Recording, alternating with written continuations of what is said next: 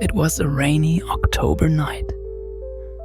Art had come home late from work, and all I wanted to do was relax, watching TV.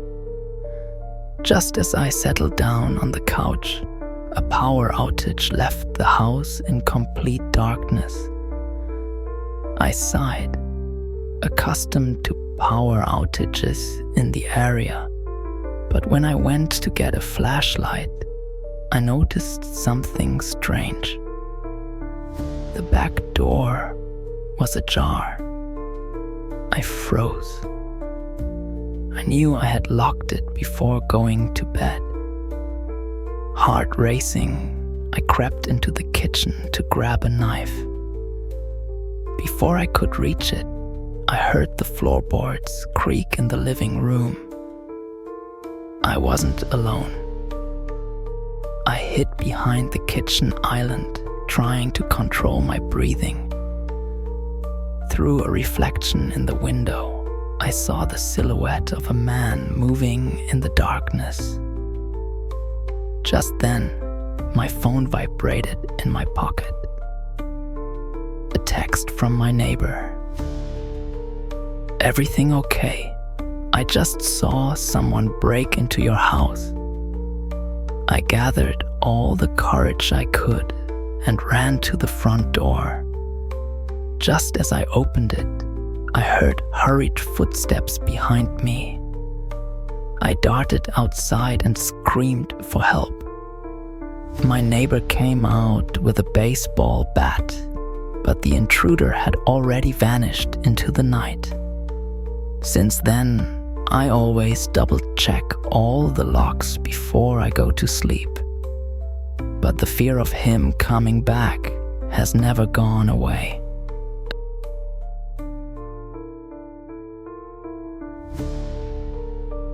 If you're someone who loves a good scare and can't resist a well-told horror story, this is the place for you. On this channel, I'll bring you terrifying tales every week that will send shivers down your spine. Don't miss any of them.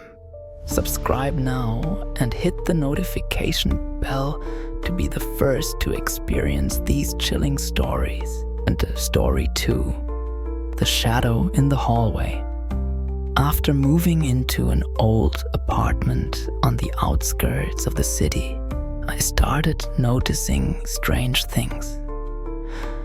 At first, I thought it was just my imagination. Objects I didn't remember moving, doors I found open without explanation. But everything changed one night in November, during a power outage. I was in my bedroom when the power failed. I got up to get a candle, and as I stepped out into the hallway, I felt a chill run down my spine. Turning my head, I saw a dark figure standing at the end of the hallway. It was tall, motionless, and seemed to be watching me. I blinked, trying to clear my vision, but the shadow was still there. My instincts told me to run, but my legs wouldn't respond. Then, the figure moved forward. It didn't walk, but seemed to glide toward me without making a sound. With a gasp, I locked myself in my room and pushed a piece of furniture against the door. Minutes, maybe hours, passed until the light came back on. Fearfully, I opened the door and looked down the hallway. No one was there. However, since that night, whenever there's a power outage, I make sure not to look down the hall, because I know something is still there. Story 3, The Cursed Warehouse. I worked as a manager at a supermarket that had a large warehouse in the back. My night shift was usually quiet, until one night in December, something happened that I'll never forget. Around midnight, a power outage left everything in darkness. I grabbed my flashlight and went to check the generators in the warehouse. As soon as I entered, a dry sound made me turn around.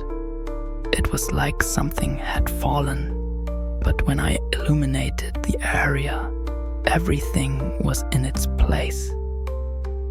I kept moving forward, and suddenly I heard a rustling sound. I turned in all directions, but there was no one. It must be the wind, I thought, although deep down I knew it was impossible. Then the flashlight flickered, and for a brief second, it illuminated something that took my breath away. A figure hunched in a corner, eyes shining in the darkness. I dropped the flashlight in fright and ran out without looking back. I called security, but when they checked the cellar, they found nothing out of place. The next morning, a co-worker told me that I was not the first to see something in the cellar. Since then, no one wants to be alone there at night, and I quit soon after. Story 4. Voices in the Storm. It was mid-January, and I was working in a rural hotel. During a thunderstorm, the power suddenly went out. I was in the reception area alone when I heard a strange sound coming from the hallway.